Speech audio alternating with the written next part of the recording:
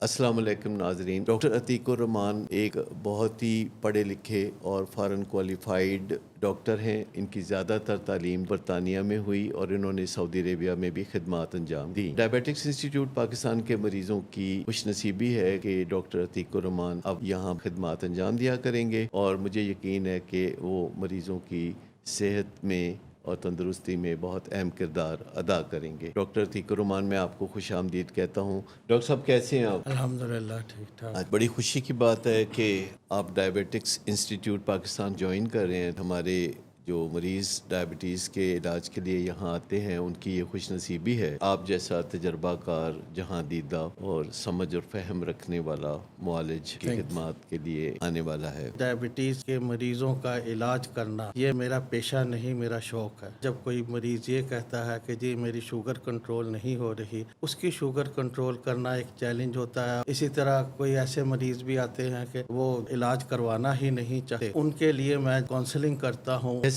کہ آپ نے بتایا، آپ کی زیادہ تر اعلیٰ تعلیم برطانیہ میں ہوئی، جہاں ڈائبٹیز کے علاج کا پروگرام بہت سٹرکچرڈ اور ماڈرن ہے۔ تو ڈائبٹیز جیسا کہ آپ دیکھ رہے ہیں بڑھتی جا رہی ہے، لیکن ڈائبٹیز کے بارے میں ابھی بھی آگاہی کی کمی ہے۔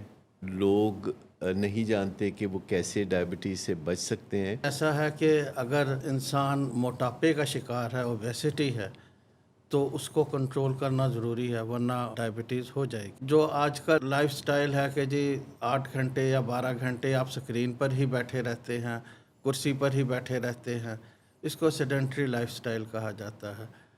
ڈاکٹرز کی ریکمنڈیشن ہے کہ دن میں 30 منٹس آپ کو واک کرنی چاہیے، یعنی آپ کہتے ہیں کہ حرکت میں برکت ہے۔ حرکت میں برکت ہے، اور دس از منیمم۔ یہ کھانے پینے میں جو بے اعتدالیاں ہیں، ان کے بارے میں کچھ فرمائیے۔ یہ جو بے اعتدالیاں ڈائبٹیز کو خود آواز دیتی ہیں کہ آ جائیں میرے پاس، آ جائیں۔ سہولتیں تو 21ویں صدی میں بہت زیادہ ہو گئی ہیں، لیکن الٹا ٹینشن کی بات لوگ بہت کرتے ہیں۔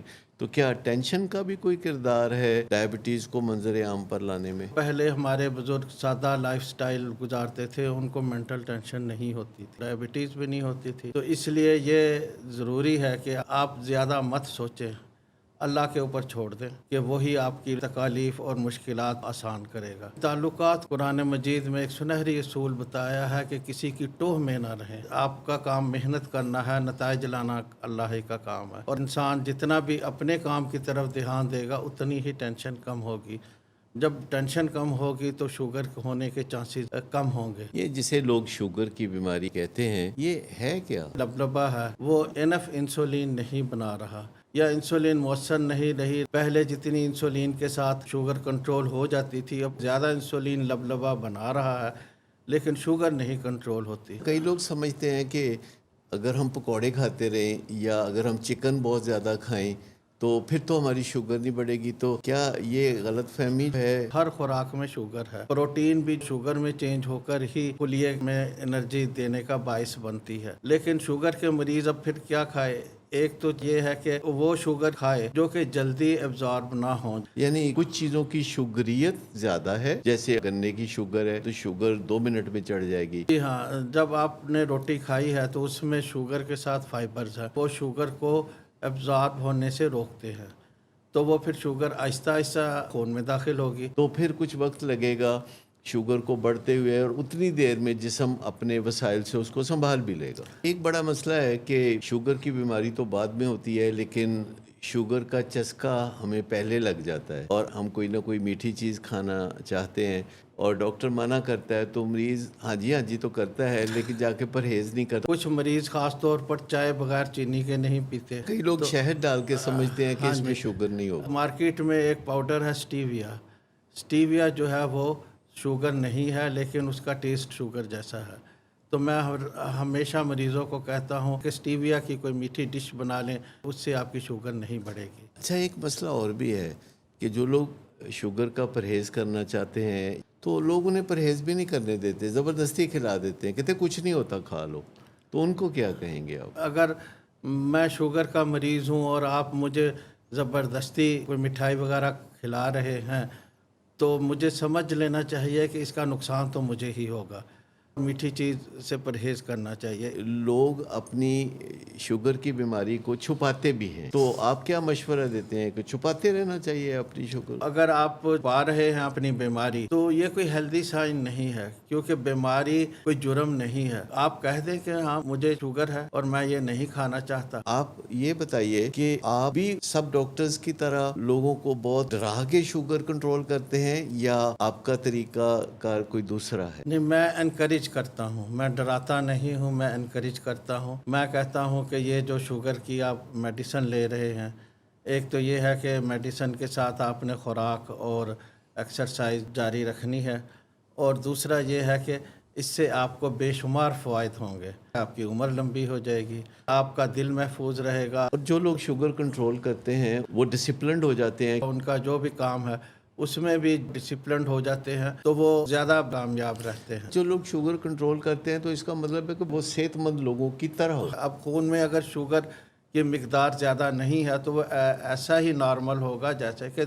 दूसरे नॉन डायबिटिक है। बहुत से मरीजों का ये तसव्वुर है कि अगर वो अपनी दवाई या इंसुलिन बाकायदगी से लें तो ये बहुत काफ़ी है, बाकी फिर जो मर्जी करें। नहीं, शुगर ऐसी बीमारी है वो मैनेजमेंट मांगती है। फिर उसके बाद आपने खुराक में एहतियात करनी है, और उसके साथ एक्सरसाइज जो है एज के हिसाब से कर सकते हैं। अगर आप जवान हैं तो आप जिम ज्वाइन कर लें, उससे आपकी शुगर कंट्रोल करने में मदद मिलेगी। अच्छा ये बताइए कि अगर कभी हलवा वगैरह खाने को दिल करे तो इंसुलिन बढ़ा के गोलियां बढ़ा के खा सकते हैं? अगर आपने हलवा खाना है या कुछ और मिठाई या केक खाना है तो स्टीविया इज़ द बेस्ट। ये मेरा तजर्बा है कि स्टीविया से शुगर अच्छा, नहीं ये बनती। दवाइयाँ शुगर कंट्रोल करती हैं, बदपरहेजी का हाँ हाँ, इलाज नहीं है? बदपरहेजी का तो इलाज नहीं है।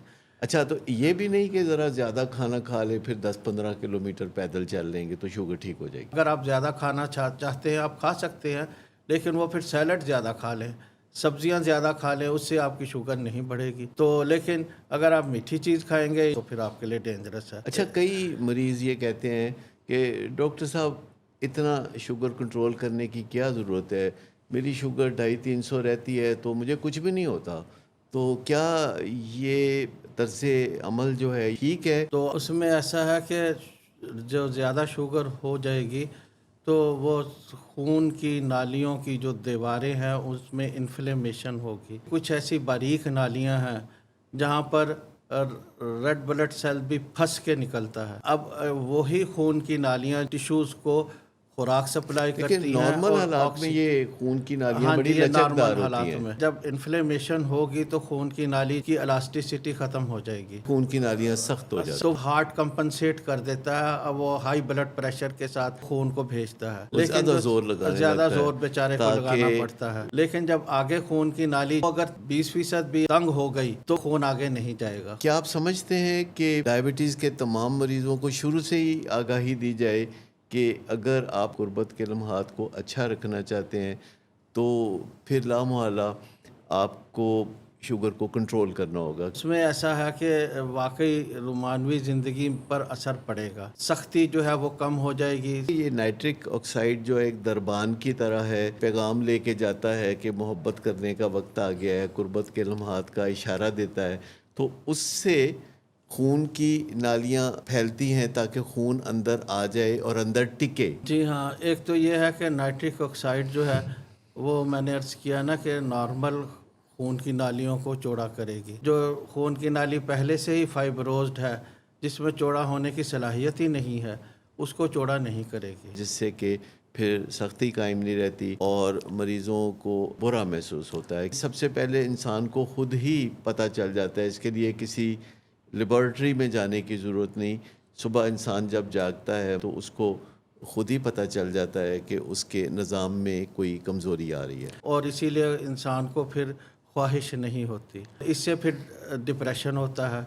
डिप्रेशन से जो है वो मर्दाना ताकत कम हो जाती है। मर्दाना ताकत कम हो जाती है तो और ज़्यादा डिप्रेशन होता है, और ज़्यादा डिप्रेशन होगा तो और ज़्यादा ताकत कम हो जाएगी। तो एक विशियस सर्कल में वो इंसान फंस जाता है। तो क्या आप समझते हैं कि हमें मरीज़ों को बता देना चाहिए, आप अपनी मर्दाना सेहत को बरकरार रखना चाहते हैं, खुशी को बरकरार रखना चाहते हैं, डिप्रेशन से बचना चाहते हैं और एक नॉर्मल फंक्शनल ज़िंदगी गुजारना चाहते हैं, تو شوگر کو کنٹرول کرنا ہی ہوگا. انسان کو اگر شروع میں اگر بتا دیا جائے تو وہ اس سے ڈرتا نہیں ہے. مثلاً اگر میں یہ کہوں کہ شوگر کنٹرول کرنے سے آپ میاں بیوی کے تعلقات میں بہتری آئے گی، آپ نے شوگر کو کنٹرول نہیں کیا تو پھر آپ کو ان چیزوں سے ہاتھ دھونا پڑیں گے. یہ بتائیے کہ کون سا ٹیسٹ بتا دیتا ہے کہ شوگر صحیح کنٹرول ہو رہی ہے؟ بعض اوقات مریض ایسے بھی کرتے ہیں کہ جس دن ڈاکٹر کے پاس جانا ہے تو ذرا پرہیز کر کے چلے. یہ ٹیسٹ HbA1c اس کو کہا جاتا ہے. وہ اگر کیا جائے اور اس کی ایک جو سٹینڈرڈ ویلیو ہے وہ 5.5 ہے. 5.5 کے اراؤنڈ اگر وائبریٹ ہو، اس سے زیادہ نہ ہو، تو اس کا مطلب یہ ہے کہ sugar was very well managed.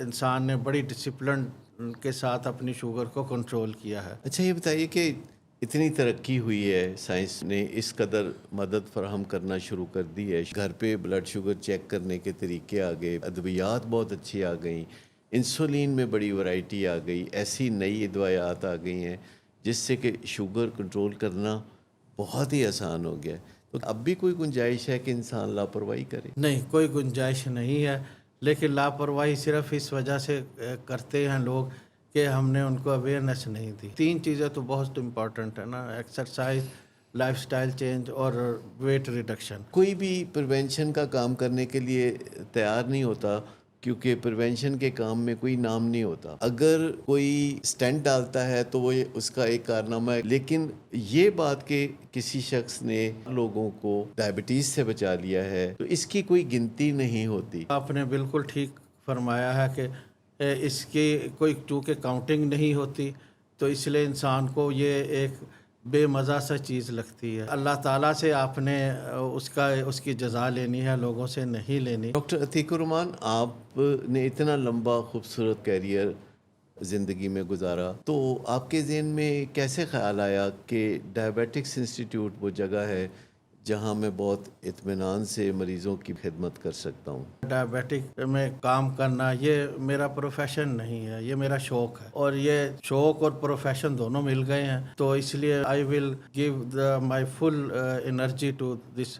میں پہلے بھی فل انرجی ہی کے ساتھ کام کرتا تھا، تو یہ میرا شوق ہے، میں اپنے شوق کی وجہ سے آیا. انشاءاللہ ہمارا ساتھ کافی دیر تک چلے گا انشاءاللہ. جب کوئی مریض آپ کے سامنے بیٹھا ہوتا ہے اور آپ اس سے بات چیت کر رہے ہوتے ہیں، آپ اس سے ریلیٹ کیسے کرتے ہیں؟ میں نے جن کنسلٹنٹس کے ساتھ کام کیا ہے وہ ہمیشہ یہی کہا کرتے تھے کہ یوں سمجھیں کہ یہ جو مریض بیٹھا ہے یہ آپ کا رشتہ دار ہے، اور جیسا آپ نے رشتہ دار کے ساتھ بیہیو کرنا ویسا آپ نے اس کے ساتھ کرنا ہے. میں آپ کو ڈائبیٹکس انسٹیٹیوٹ پاکستان میں خوش آمدید کہتا ہوں، اور میں ذیابیطس کے مریضوں کے لیے یہ پیغام دینا چاہتا ہوں کہ اگر وہ اچھے علاج کے خواہاں ہیں اور اپنی زندگی پرسکون انداز میں گزارنا چاہتے ہیں تو وہ ڈاکٹر عتیق الرحمان کی خدمات سے فائدہ اٹھائیں. ڈاکٹر عتیق الرحمان سے اپوائنٹمنٹ کے لیے ویڈیو میں دیے ہوئے ٹیلی فون نمبر پر رابطہ کیجیے. امید ہے کہ آپ اپنی صحت کے اور خوشیوں کے نئے دروازے کھولیں گے.